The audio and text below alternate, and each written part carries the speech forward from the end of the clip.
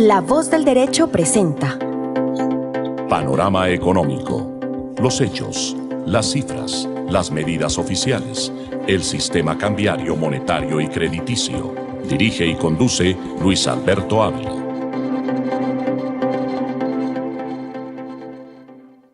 Bienvenidos a Panorama Económico con la dirección general del Dr. José Gregorio Hernández Galindo. Hoy les acompañaremos Jimena Charri, Alejandro Velandia, Ivette Silva, Luis Alberto Ávila, el control máster y ingeniero de sonido Luis Daza.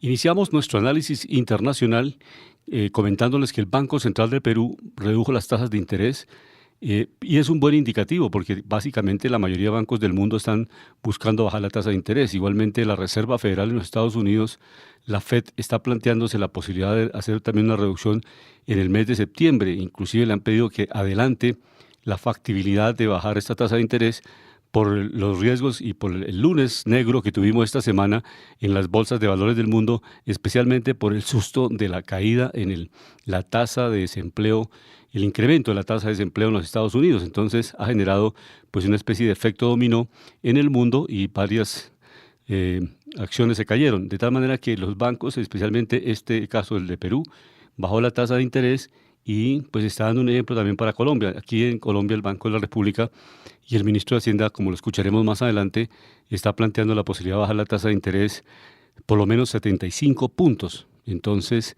este es un clamor general porque la economía del mundo y en general hay unos procesos de decaimiento de la economía y la única fórmula o una de las fórmulas es bajar la tasa de interés, estimular la inversión, estimular que las empresas vuelvan a invertir, que las familias vuelvan a comprar y con crédito más económico. Entonces, este es un círculo virtuoso para la reactivación de la economía mundial y la economía colombiana.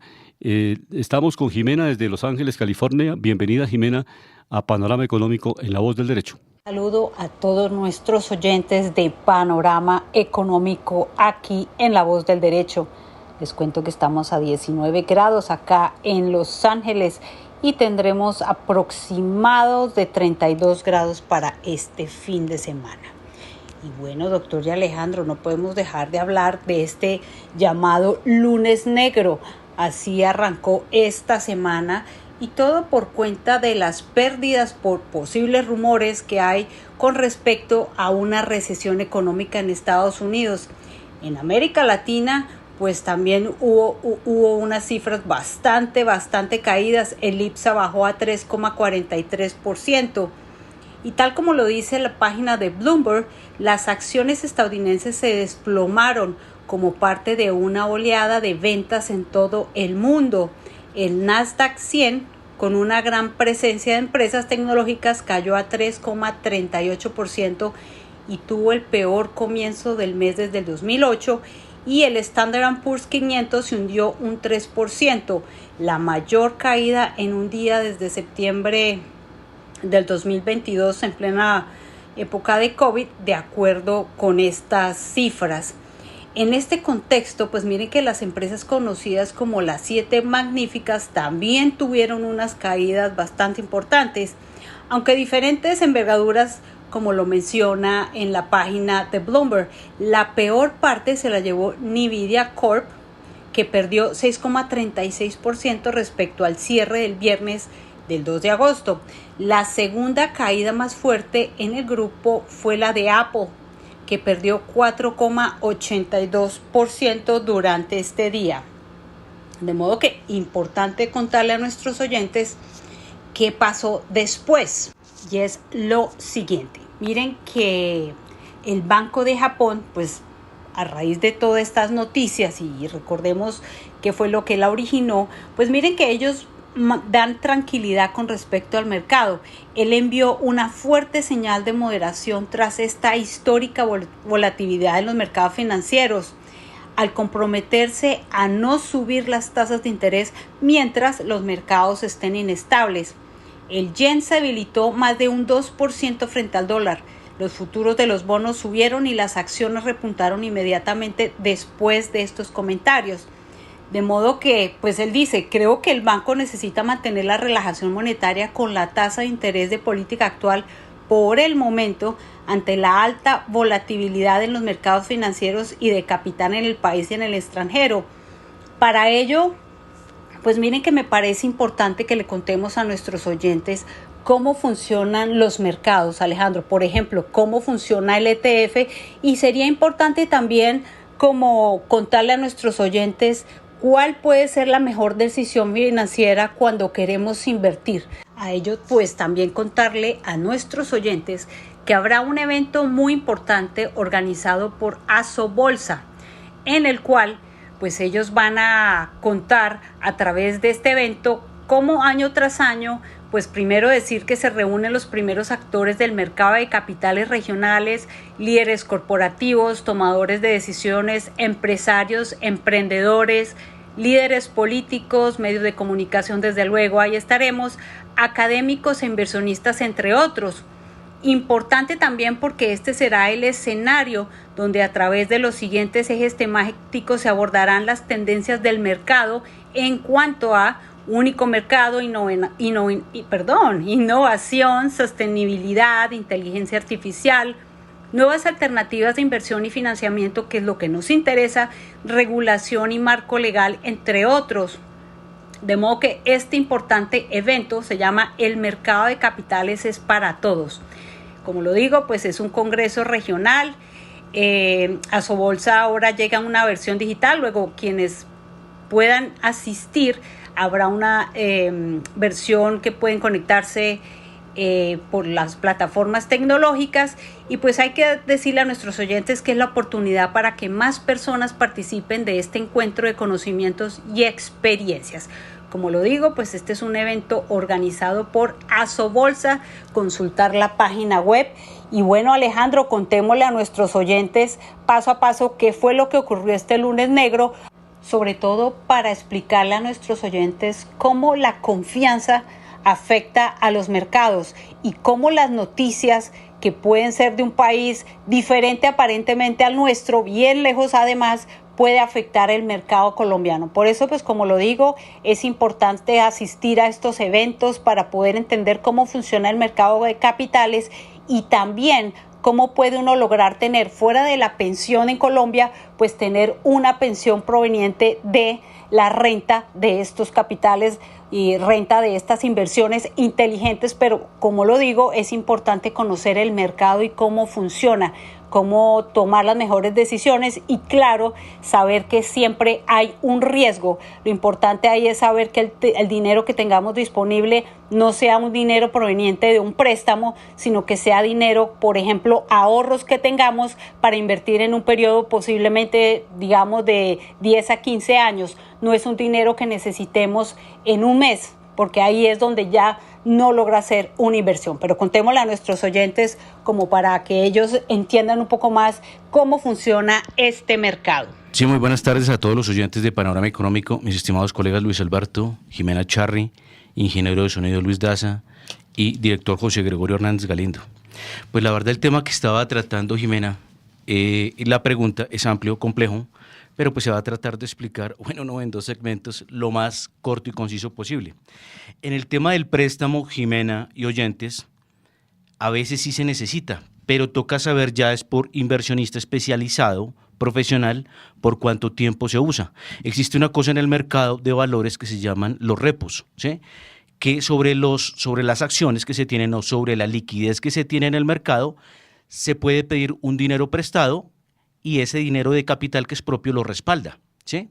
En algunos casos se le llama también apalancamiento, que es cuando, por ejemplo, si yo tengo $100, puedo entrar al mercado a cotizar en una materia prima en un corto con una posición hasta 10 veces, hasta 10 veces el capital. En otros casos, operadores de trading internacional permiten apalancamientos de 100 o 200 veces el valor que se tiene, ¿no? Pero obviamente son operaciones de altísimo riesgo, ya es para profesionales, ya casi que para máquinas que calculan bien todo, porque obviamente el margen de cobertura es muy pequeño, o sea, el margen de riesgo es altísimo. Por ejemplo, si se logra apalancar por 100 veces el valor invertido, se pide un préstamo para hacer una operación en corto. Si se llega a mover 1% para abajo y se hizo un largo hacia querer positivo, que se ganara, pues si se mueve un 1% ya perdió la posición, ¿sí? Ya es un tema de alto riesgo. Cuando no son inversionistas profesionales, lo ideal y lo importante es entrar solo con posición propia, sin pedir préstamo y sin pedir un apalancamiento. Recordemos que estos apalancamientos se dan para muchos instrumentos financieros, ¿no? Entre ellos las acciones, materias primas, bueno, y una cantidad también, hay muchos que permiten esto. Y en el tema de cómo lograr precisamente atractivo por inversión, en este evento que estaba hablando de Asobolsa, me parece muy importante asistir, me parece muy importante ir porque hay que informarse. Y otra cosa que hay que tener en cuenta, Luis Alberto, es que hoy en día salieron muchas plataformas de trade a nivel nacional e internacional, y a través de también esquemas piramidales y sistemas Ponzi que son un peligro. Entonces, lo ideal es tratar de mirar que sean plataformas auditadas por el país donde están, aunque algunas de ellas, por ejemplo, tratan de usar la ley de paraísos fiscales para no tener mucha regulación. Más sin embargo, en los paraísos fiscales también hay buenas plataformas, ¿no? O sea, es un tema de investigación, es un tema de mirar, pero generalmente, a menos de que uno no tenga la información muy clara, es siempre, ojalá, que todas las instituciones de revisión económico de un país, que ojalá ellas hagan caso, por ejemplo, a la superfinanciera en el caso de Colombia, al autorregulador de mercado de valores, ahí está metido DECEVAL, bueno, están metidos otros entes que precisamente tratan de regular, proteger al cliente y que el mercado sea transparente. Estos foros son muy importantes porque se aprende, se mira, pero hay que tener una cosa en cuenta, nadie se vuelve profesional en esto un año. O sea, esto es un tema de gusto de toda la vida, de alto riesgo, porque hay que decirlo, Luis Alberto, esto, o sea, lo digo de buena forma, esto no es para niños, y hay un riesgo que puede ocurrir a veces que pasa en el mercado. A los oyentes también les cuento. ¿Cuál es?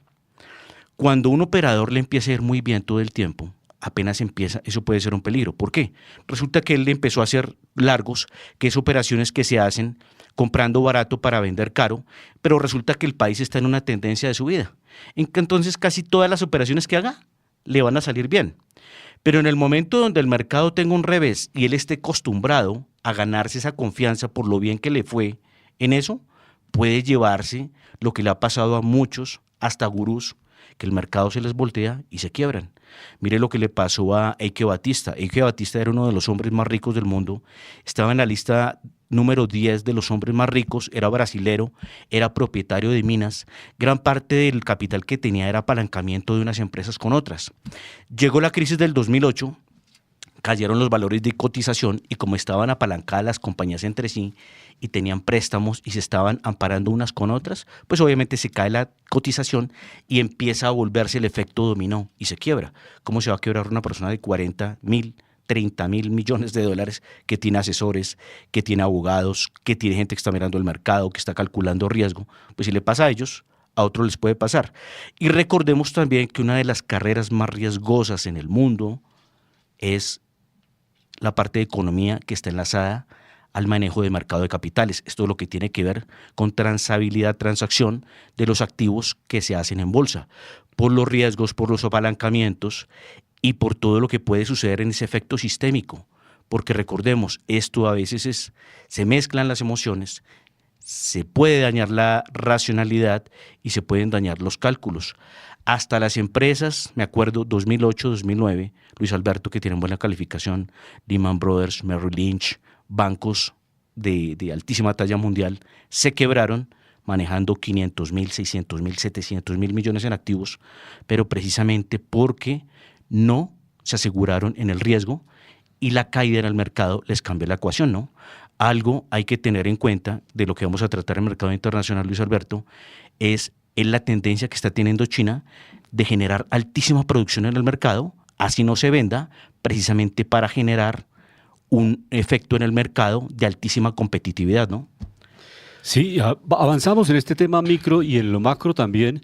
Hay dos tendencias en el mundo. El presidente y candidato, expresidente y candidato Donald Trump ha planteado la posibilidad de intervenir. La Reserva Federal dice que como presidente, si llega a la Casa Blanca, intervendrá la Reserva Federal, algo que no comparten muchos economistas en el mundo, muchos empresarios que creen que hay que mantener la autonomía de los bancos centrales para bien de la misma economía. O sea, si el presidente interviene, los presidentes del mundo, en el caso aquí el presidente de Colombia, el de Venezuela, pues terminan a veces emitiendo demasiado, se les va la mano tomando recursos del Banco Central Central Prestados, en fin, muchas actividades que no son ilícitas, pero que dañan el equilibrio macroeconómico. Entonces, esa es una tendencia. Pero para analizar también lo que ha pasado esta semana con la designación del candidato a la vicepresidencia, Tim Walz, que fue designado por la candidata Kamala Harris, estamos con Ivette Silva desde Dallas, Texas, para que analicemos este tema macroeconómico, que es bien interesante para en ese contexto, con Alejandro, ir analizando los indicadores internacionales. Entonces vamos con Ivette. Muy buenas tardes, bienvenida a Panorama Económico.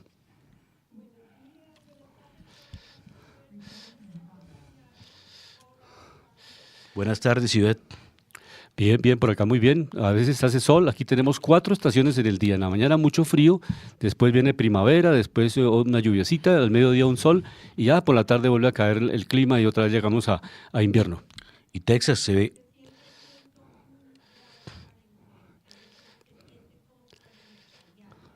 Tremendo.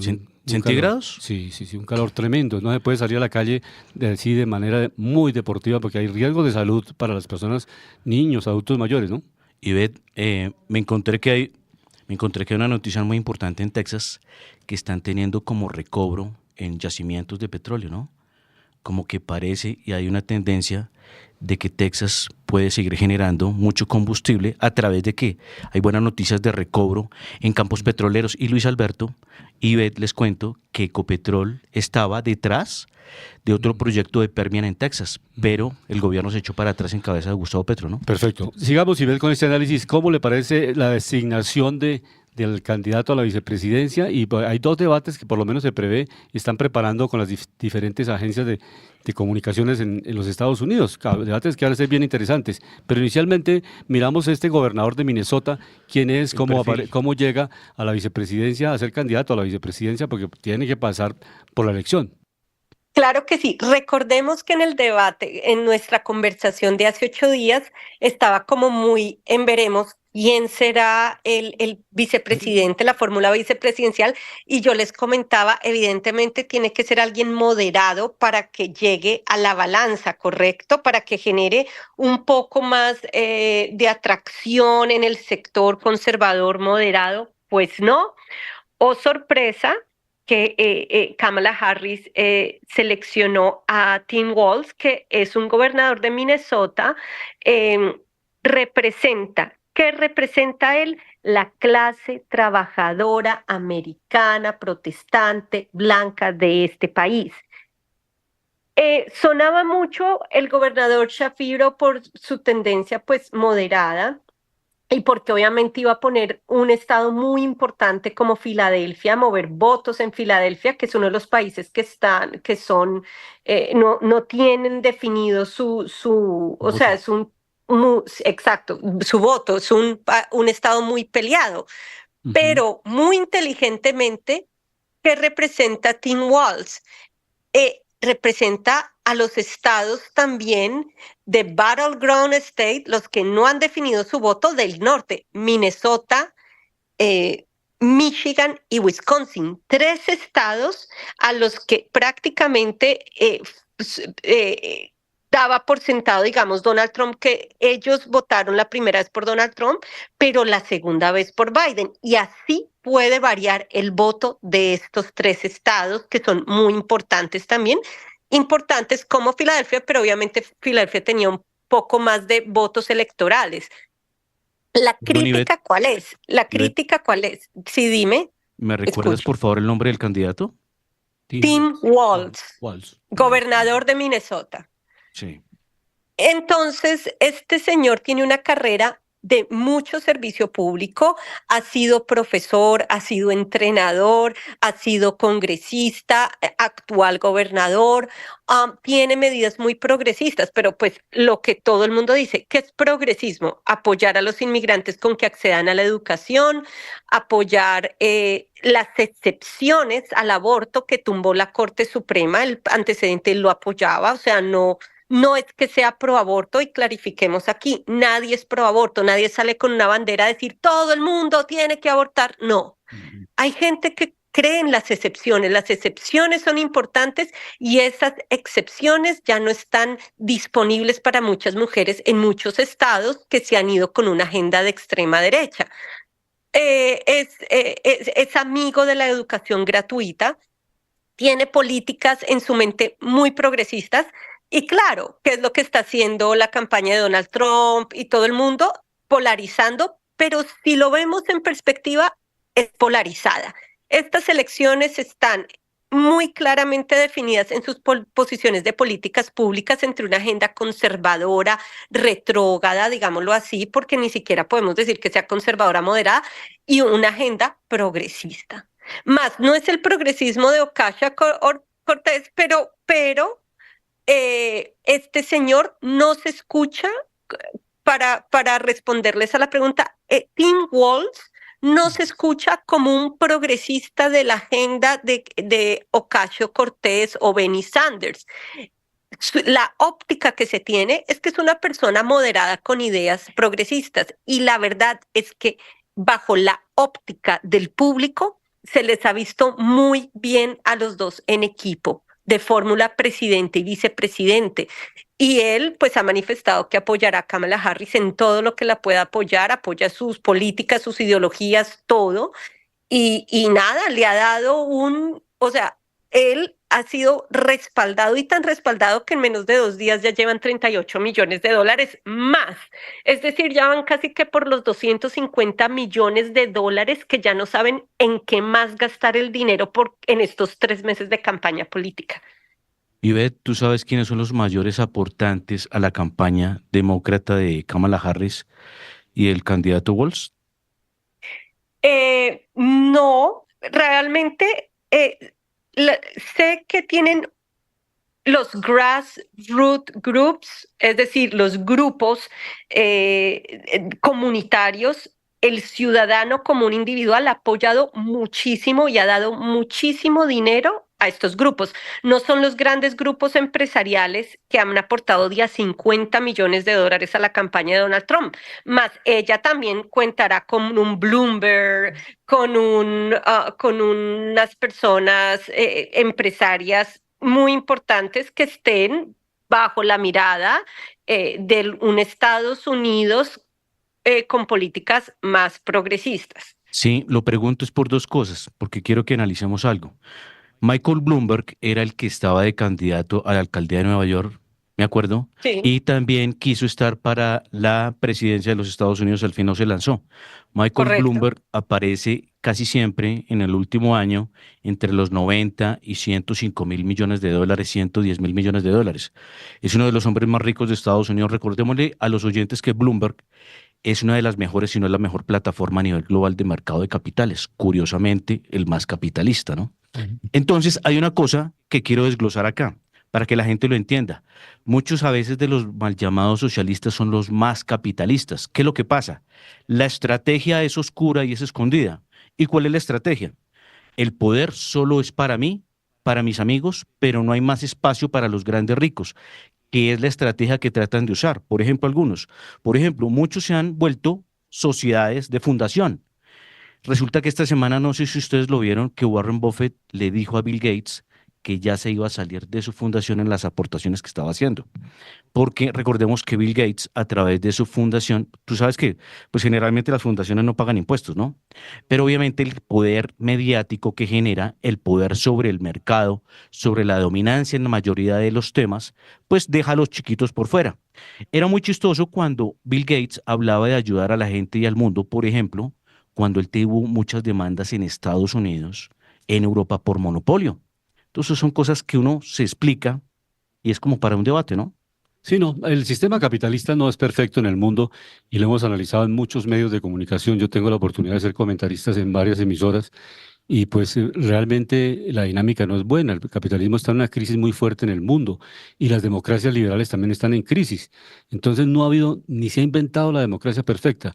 La financiación de campañas por parte de gremios económicos se da en Colombia, en Perú, digámoslo de Odebrecht, digámosle todos esos casos que ha vivido América Latina. Y en Estados Unidos, pues obviamente tampoco se ha eliminado. Entonces, unos y otros reciben plata de los gremios económicos y lamentablemente. Pero lo importante sí es que aquí en Estados Unidos ninguno de los candidatos, ni Trump, ni el candidato Biden, ninguno socialista. Ellos son unos liberales o son unas personas que son de libre empresa, que son los más moderados, son los más progresistas, pero allá ellos de socialismo no tienen nada. La cuna del capitalismo la desarrollan a plenitud y son pro empresas que en algunos casos tengan más énfasis en la pequeña y mediana empresa, los otros en las grandes empresas, Conglomerados. los conglomerados, pero ellos son capitalistas de por sí. O sea, es un sistema donde realmente Pero está en plena vitrina el capitalismo. Adelante, Ivette. tienes toda la razón, Luis Alberto, pero aclaremos, quiero dejar de esto sentado porque no tengo un conocimiento muy profundo de los aportes individuales a la campaña de Kamala Harris, como tampoco los tengo de Trump.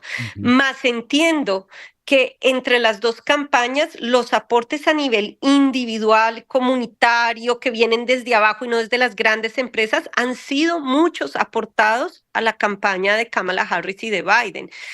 Claro, Donald Trump ha recogido igual lo mismo el fundraising de él ha sido prácticamente igual o un poquito mayor, pero porque él ha hecho invitaciones a los más millonarios, Elon Musk, mucha gente ha aportado millones y no billones de dólares a esta campaña. Entonces, pero ahí esa es, digamos, la diferencia. O sea, personas que no estén de acuerdo con una política de alguno de los dos partidos van a decir, no, yo soy demócrata, pero no me gusta Kamala Harris, no le doy mi voto a Kamala Harris, pero tampoco le va a dar su voto a Trump.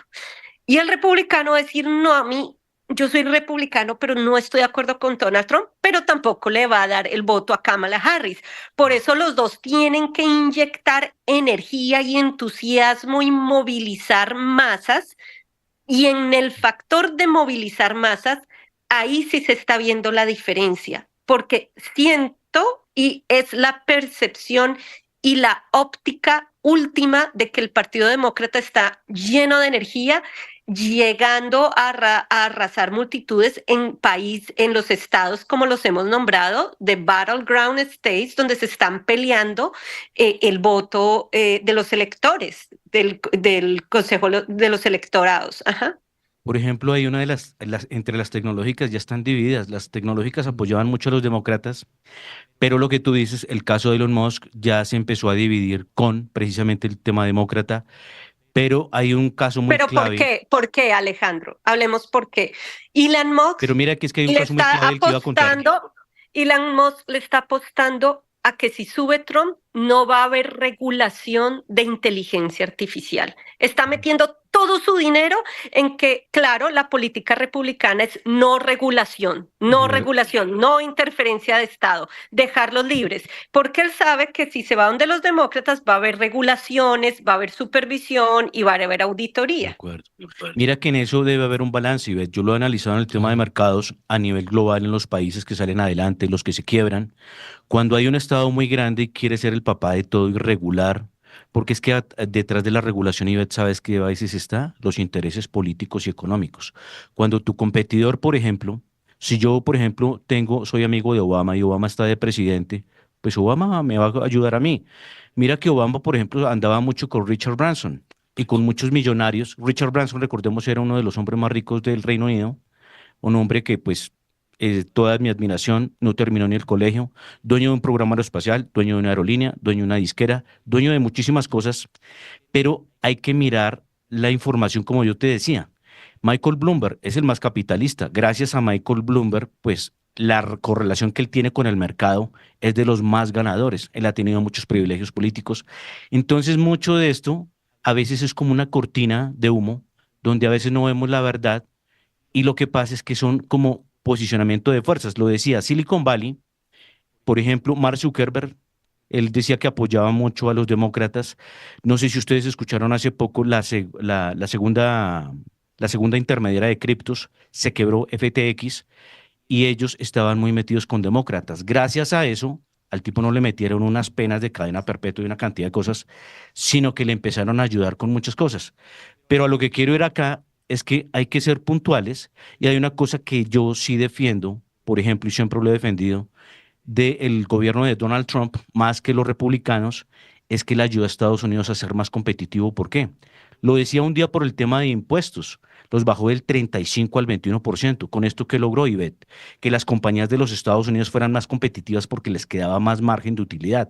Al tener más margen se vuelven más competitivas a nivel internacional.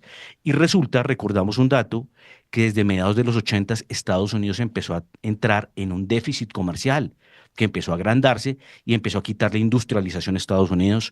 Muchas de las empresas se fueron a producir a Asia, a China. Esa jugada que hicieron en Estados Unidos de generar toda esa manufactura más en China, obviamente volvió a China muy grande y ahora China es el gran competidor de los Estados Unidos. Y es algo con lo que ya le toca lidiar a Estados Unidos porque es delicado.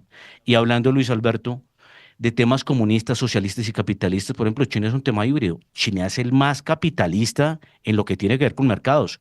Imagínate, Ivette, que en este momento están produciendo a pérdida, pero están produciendo tanto y se están volcando a la producción de tantos sectores precisamente para poner el mundo en jaque y que sus productos sean los primeros por elección.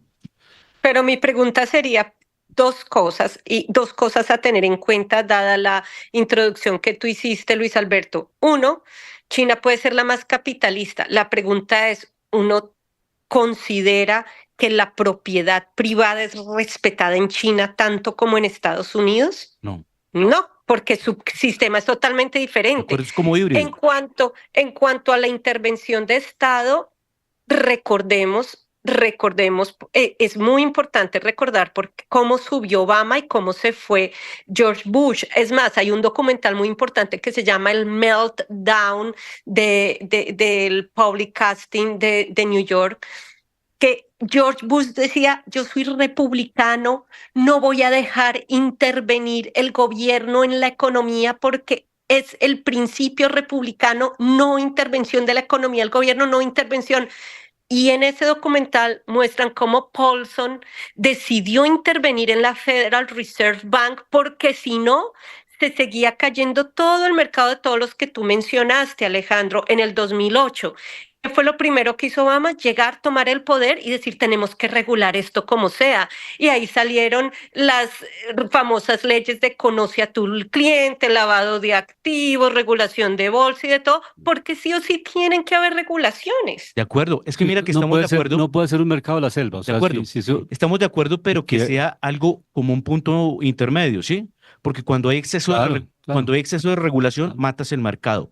Cuando también lo que hablamos, cuando el mercado Libertinaje, se deja muy libre, pues obviamente vienen gente abusos. mala en el mercado a abusar del mercado y a romperlo. Pero mira, Ivette, si quieres, investigalo.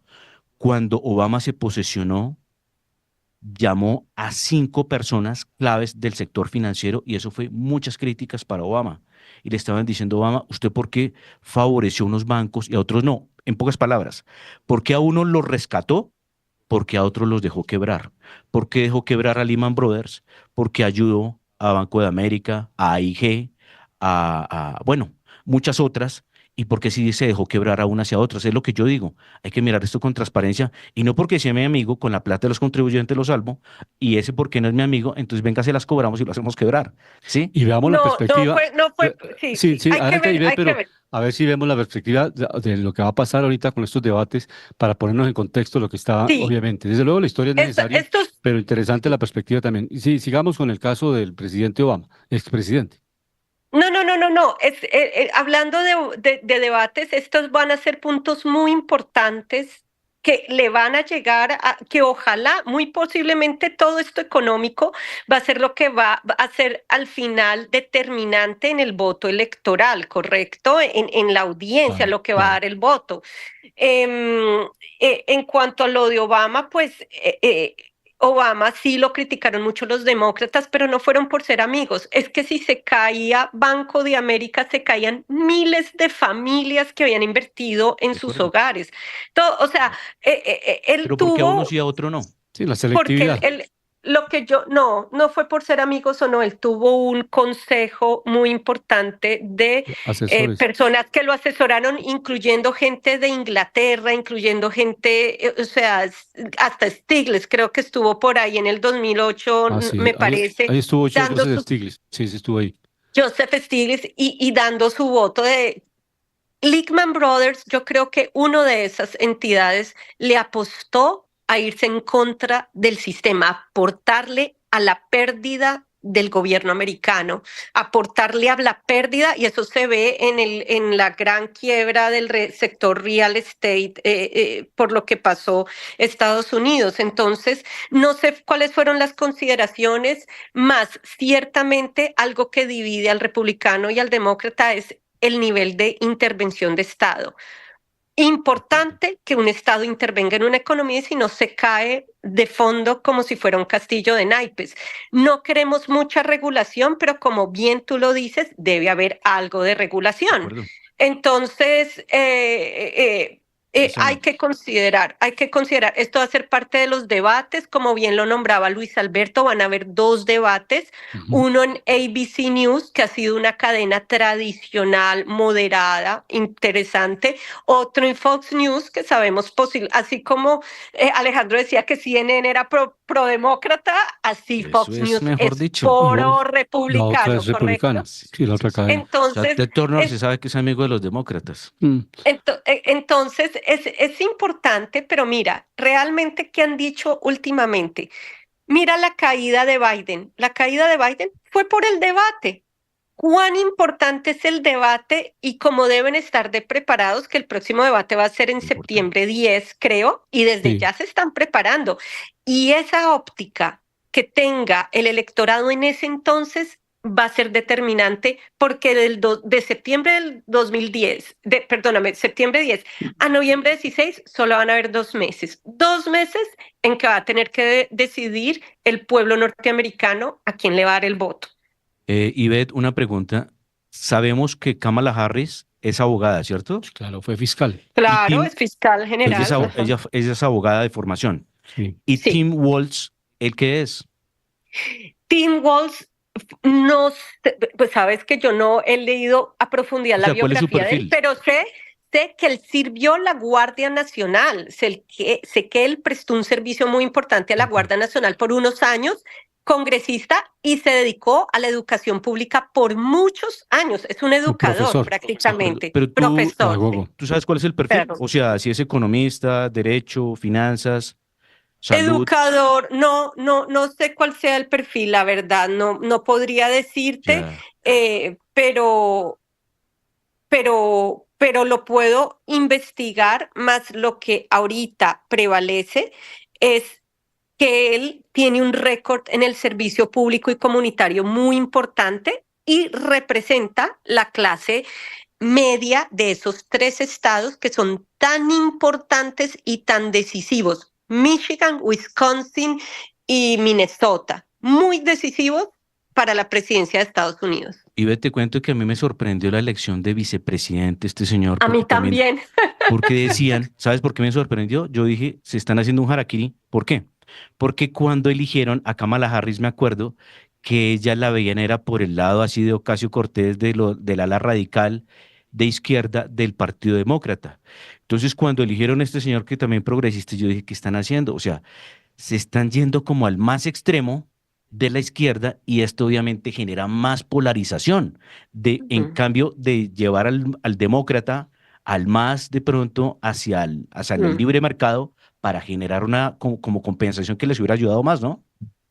Sí, a mí también me sorprendió, pero ya cuando uno lo ve en términos de cuán importantes son 3 estados como Michigan, Wisconsin y Minnesota, decisivos en una campaña presidencial de Estados Unidos, ya lo ves diferente. Ya lo ves diferente. Ahora, Shapiro, a mí me encantaba, el gobernador de Pensilvania, iba a traer muchos votos electorales porque Pensilvania tiene, Filadelfia, esta Pensilvania tiene muchos votos electorales.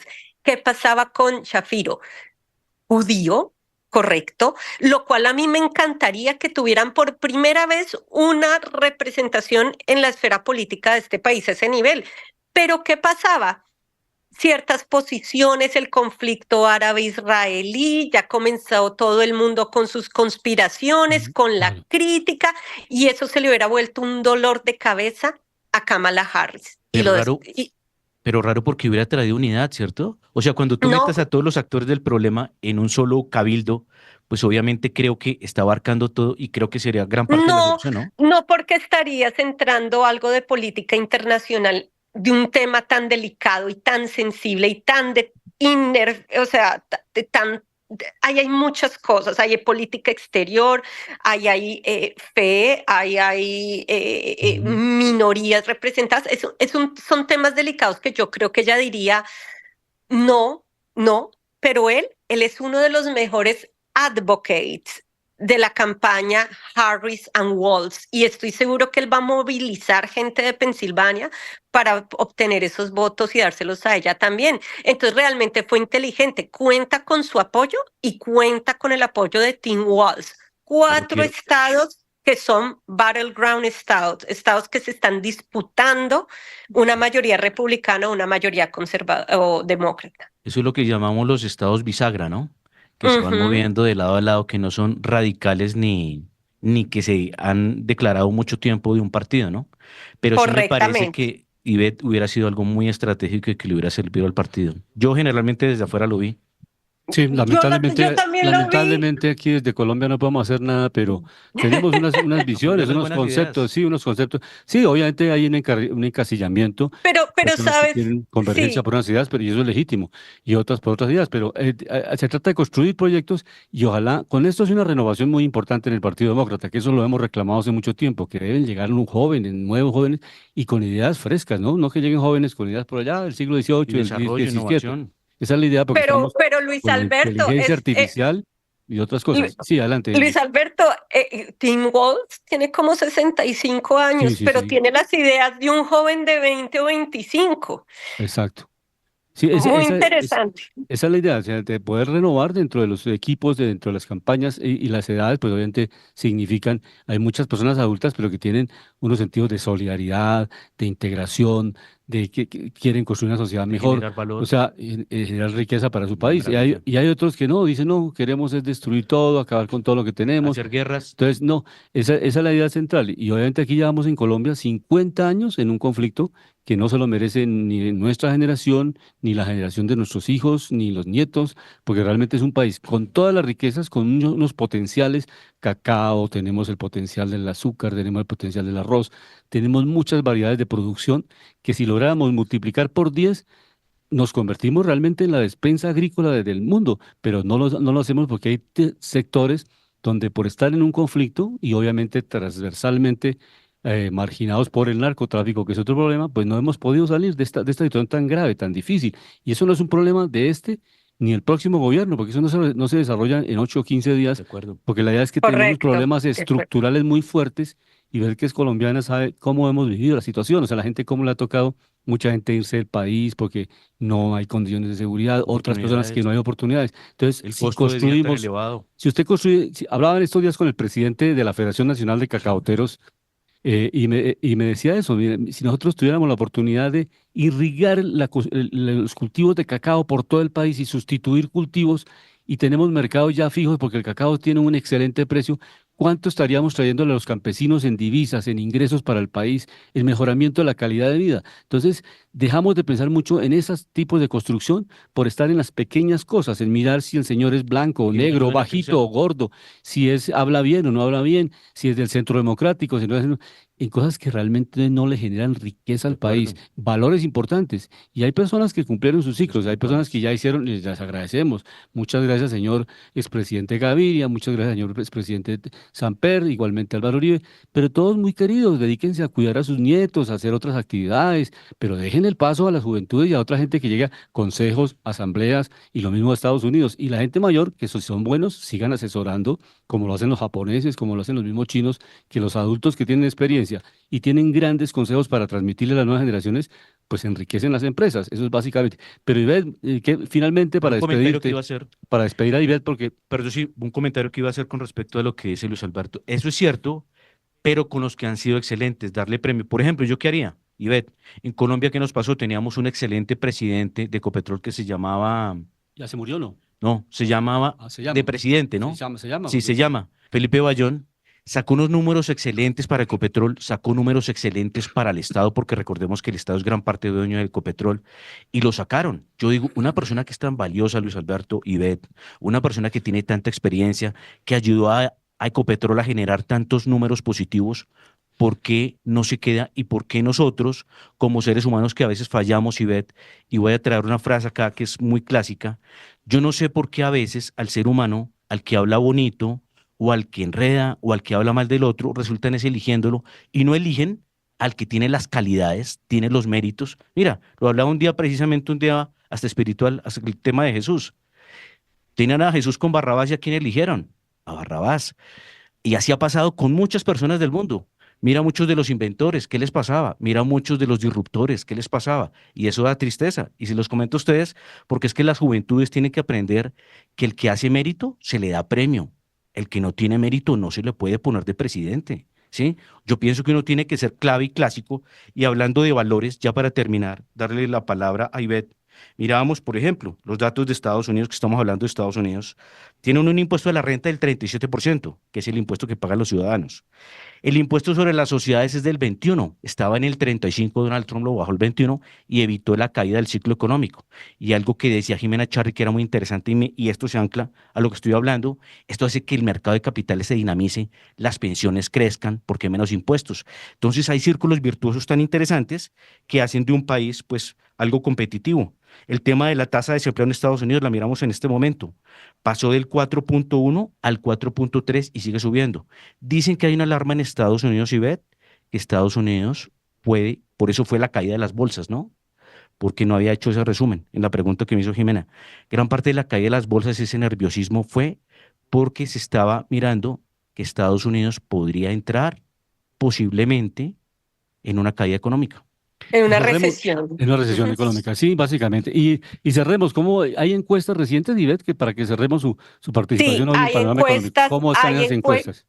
hay encuestas muy recientes donde están casi que mano a mano. Ujú, exacto. Esto es lo que ha sorprendido totalmente al Partido Demócrata, porque la verdad es que no le apostaban a que Harris tuviera el carisma, Harris fuera la persona ideal, pero una vez las encuestas demuestran que están 47, 48, 48, 49, con posibilidad de margen de error de 1 o 2 puntos, es increíble. Están diciendo los debates sí o sí van a ser determinantes. Y bueno, ya son dos debates, ¿no? Uno para los presidentes y otro para las fórmulas Dices, vicepresidenciales. ¿Sabes Entonces, cuándo es el primero? el 10 de septiembre. 10 el de 10 de septiembre. septiembre. Primero, Sí, correcto, para el que lo 10 de tengan en cuenta los septiembre. oyentes. El 10 de septiembre y todas estas noticias de la economía de la bolsa es muy típico que comienzan a sonar y a magnificarse antes de las elecciones políticas. Eso también tiene un sentido de manipulación Manipulación. Ujú. en las redes y eso pues genera ciertas preocupaciones, pero entiendo que este país, como lo dijo el del Federal Reserve Bank, ya superó eh, el, el indicador que le decía que podía entrar a una recesión. Esto ya está mucho más allá de cualquier punto de entrar en una recesión. Y eso y esto lo mostraron incluso en el trade, en el canal. Un trader especializado en decir el ciclo económico está bien, hay empleo. Sí, de pronto se sube, se baja, pero no es ni muy cercano a lo que vimos en pandemia hace 5 años o 10 años.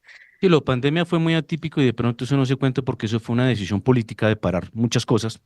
Pero hay una cosa que iba a decir acá que es clave, Luis Alberto y Beth, que es bonito que ayudemos al público, nosotros a través de resultados, siempre a mirar la razón de fondo y lo que yo les digo, siempre al que hace positivo por la humanidad y por todos, pues aplaudirlo, ¿no?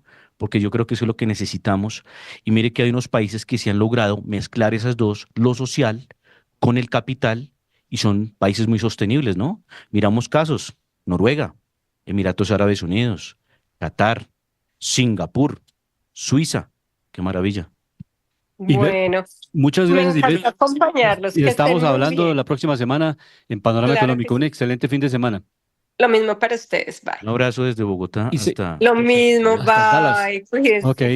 Cuídense. Seguimos en Panorama Económico, en este análisis de económico ya nacional, y escuchemos al ministro de Hacienda, Ricardo Bonilla, quien está planteando, y lo están planteando los banqueros, el presidente de ANIF, varios. Estuve hablando con Ignacio López, que está ahora de presidente de ANIF, él era el director de estudios económicos de Correcolombiana, y me dice no hay otra alternativa que seguir bajando las tasas de interés. Es la única herramienta que tenemos acá en Estados Unidos, en muchos países, para poder lograrlo, y le están diciendo unánimemente, Bruce McMaster, presidente de la ANDI, también a una sola voz, el presidente de FENALCO, el presidente de Analdex, Javier Díaz, que también es economista, ha sido pues compañero en muchas batallas, Javier Díaz, que algún día vamos a traerlo aquí a Panorama Económico. Entonces, la bancaria también, Jonathan Malagón también está planteando Lo que pasa la necesidad. Es que, sí. Escuchamos a Ricardo Bonilla. Vamos con Ricardo Bonilla y después hacemos el análisis. Acaba de salir el dato de inflación al mes de julio 2024. Fue 0,20. Por debajo del año pasado y un acumulado de 6,86. Que quiere decir 32 décimas menos que el mes anterior, que hemos bajado 648 puntos desde el umbral en marzo del 2023 y que hoy tenemos una tasa real de 389 puntos. Por lo tanto, el llamado al país y a los bancos, hay que seguir bajando las tasas de interés, la inflación se está controlando. El llamado al Banco de la República con una tasa real de 3,89, podemos seguir bajando la tasa de intervención y esperamos en la próxima reunión que lleguemos con 75 puntos de reducción. Entonces, ministro, él hace parte de la Junta Directiva del Banco de la República y obviamente los 7 miembros de esta Junta tomarán en su sana sabiduría esa decisión de seguir bajando la tasa de interés. La propuesta es 75 puntos, para otros gremios que sean 50 puntos, pero en general hay una tendencia y un consenso, si se quiere llamar, entre los grupos económicos, los centros de investigación, FEDesarrollo, que esa debe ser la política monetaria del corto plazo del Banco de la República. Alejandro. Sí, uno de los ganadores con la tasa alta era el Banco de la República, ¿no? Sí. Cuando la tasa está alta. Y otros de los ganadores, recordemos, con la tasa de interés alta, eran los que tenían dinero muerto, quieto, o que no se estaba moviendo en inversiones, lo pusieron en depósitos a término fijo, les dio unas buenas rentas. ¿Ese dinero para qué sirvió? Para entrar al mercado a invertir, para entrar al mercado a consumo y para entrar al mercado precisamente a invertir en los distintos sectores, ¿no? Que son defensivos cuando una economía no está muy bien. Miramos que la tasa de interés en Colombia, recordemos que 11.25. había pasado del 11.25 al 10.75, último dato. Pero también miramos, porque se le hace presión al Banco Central que baje la tasa, pero hay que revisar inflación. Recordemos que la inflación, el último dato anterior, era 7.18 y bajó al 6.86. En julio. Obviamente esto, Luis Alberto, hay que decirlo, son datos del DANE, y el DANE obedece al gobierno, ¿sí? Entonces, y lo que usted decía, resulta que el Banco Central casi siempre trata de tener independencia, pero recordemos que gran parte de quien elige a sus miembros es el mismo gobierno, y el ministro de Hacienda es el que participa también en las decisiones, ¿no? Entonces toca ver y toca aplaudir que haya un manejo de conciencia técnico y que ayude a bajar la inflación, porque, Luis Alberto, pues los costos también tienen que bajar, ¿no? Porque si los costos siguen disparados, si una persona ya el corrientazo no le costaba 10 sino 20.000, pues le va a quedar menos plata, ¿no? Y así sucesivamente con otras cosas en su vida. Sí, nos quedan 2 minuticos del programa. La mayoría de los miembros de la Junta Directiva en este momento no son del gobierno. El presidente sí a final de año y a comienzo del año entrante puede nombrar otros 2 miembros, pero entonces en este instante pero tiene créele que dentro 2, ¿no? La mayoría. Hay uno, por ejemplo, Jaramillo, que es uno de los miembros de la Junta Directiva. Él recientemente también planteó la necesidad de bajar la tasa de interés y él no hace parte del gobierno, sino es un técnico, tiene un doctorado en economía, tiene estudios econométricos muy importantes, ha hecho análisis muy rigurosos sobre la correlación de inflación y tasas de interés y ha sido consultor en varios países, en fin, o sea, hay muy buenos técnicos ahí en la Junta Directiva del Banco de la República que uno ve que puede manipularlos, o sea, no hay gente que uno puede ir a decirles, mire, hagan esto porque a un ciudadano se le ocurrió eso, no. Los gremios económicos, ANDI, FEDesarrollo, ANIF, todos tienen excelentes investigadores y están todos al unísono proponiendo que una de las herramientas fundamentales para reactivar, que llevemos a la economía a la producción, no a la especulación. O sea, es que es fácil, cuando yo tengo 5.000 millones de pesos, entonces los pongo para producir, lo que dice Alejandro está bien, eso no es una mala decisión, que les renten muy bien. Pero en ese momento esa persona no está haciendo absolutamente ningún esfuerzo físico, productivo, creativo. Simplemente está haciendo una transacción financiera que produce obviamente con una inteligencia o artificial o la inteligencia personal. O sea, la persona es muy buena en ese negocio y saca una rentabilidad. Pero él no está produciendo bienes y servicios, ni cacao, ni azúcar, ni café, ni flores, nada produce. Lo que hace es una producción financiera, pero eso no genera genera un valor real de la economía, un Producto Interno Bruto que le permita, mire, el país creció en banano, en café, en petróleo, en derivados de muchos factores. La industria, la agroindustria creció. Porque decir, sí, hay unos 5 banqueros gigantes, pero si el sector productivo está débil, el sector productivo es la esencia de producir esos excedentes para que vayan al sector financiero. Si el sector productivo es muy débil y no se produce nada, como el caso de Venezuela, que se destruye el aparato productivo, pues la economía se dolariza porque usted no tiene nada que vender. Por las libertades y en otros casos los impuestos. Claro. Pero quiere que le conteste algo Luis Alberto porque es complementario. Si se da eso productivo, ¿sabe por qué? ¿Por qué? Si una persona tiene un dinero, por ejemplo, nomás este ejemplo clásico, lo mete al mercado de valores, eso ayuda a que las empresas del mercado de valores tengan más producción, sus empleados estén bien y también el mercado de valores se incremente el valor de sus activos. Al incrementar el valor de sus activos, todos los pensionados, todos los que tienen la plata en fondos, son beneficiados. Si el mercado de valores está caído y los fondos han invertido en los activos estratégicos, pues obviamente tampoco tienen. Todo es de acuerdo al uso. Si es obviamente el clásico señor que coge los 5.000 millones y los mete debajo del colchón, eso sí es nocivo, ¿sí? Pero si él lo mete al mercado, lo integra, genera desarrollo, innovación, consumo, estabilidad del peso o estabilidad precisamente de los indicadores macro. ¿Por qué? Porque está metiendo el dinero a circular dentro de esas dinámicas de todos los activos financieros. No lo tiene muerto ni lo tiene quieto y aislado. Es como el que tiene 100.000 hectáreas de tierra, 10.000, y las tiene quietas. Eso es improductivo también, ¿sí? Pero el que está poniendo el dinero a salvar a mucha gente, a prestárselo a mucha gente, a invertirlo en activos, creo que está haciendo la mejor valor, porque recordemos que el dinero para el sistema es como la sangre, es lo que le da la vitalidad y el sustento. Y lo otro, por eso hacemos énfasis, que los impuestos tienen que ser muy eficientes, tanto en los valores como en el uso y el manejo que se les dan. Porque miramos que los países que tienen los impuestos muy elevados son de los menos competitivos hoy en día, y porque los países más ricos son los que tienen menos impuestos. Y que los fondos privados, los fondos de pensiones, que dice Alejandro, que les meten todo el capital, le paguen a sus pensionados no el 28% de tasa de reemplazo, porque en ese caso están tumbando a los pensionados, sino le paguen un 65%, que eso es lo justo para que los pensionados vivan bien, porque si no, están entregando, por ejemplo, una persona de 10 millones le pagan una pensión de 2.800.000, entonces lo están quebrando, lo están mandando a la ruina. Entonces, esa labor es la que no es positiva, o sea, que ganen sí los fondos de pensiones, pero que también reconozcan que si tienen más alta rentabilidad, como lo hace Colpensiones, que paga el 75% tasa de reemplazo, o sea, usted gana 10 millones de pesos, queda con una pensión de 7,5 millones. Pero que eso sí realmente mantiene. No es sostenible, ¿no? Ese es para darle un ejemplo de la tasa de reemplazo en la actualidad. Perfecto. Pero ellos no son sostenibles en la generación de valor de ingreso. En la tasa de reemplazo. Ahora bien, ya con la reforma van a tener un fondo de inversión que eso va a ser manejado por los expertos en el manejo de inversiones. Para que pueda ser autosostenible, y no le quite plata al gobierno y no haga ineficiente, ¿no? Exactamente. Y no esté financiando al estilo Robin Hood. Quitarle plata a los pobres para dárselo a los ricos. O quitarle plata a los pobres para dárselo a otros pobres. Exacto. Vamos al final de Panorama Económico con la dirección general del doctor José Gregorio Hernández. Hoy estuvimos con ustedes Ivette Silva, Jimena Charri, Alejandro Velandia, Alberto Ávila y en el control máster ingeniero sonido Luis Daza. Nos hablamos la próxima semana. La Voz del Derecho presentó Panorama Económico. Los hechos, las cifras, las medidas oficiales, el sistema cambiario, monetario y crediticio, la agricultura, la industria, en La Voz del Derecho.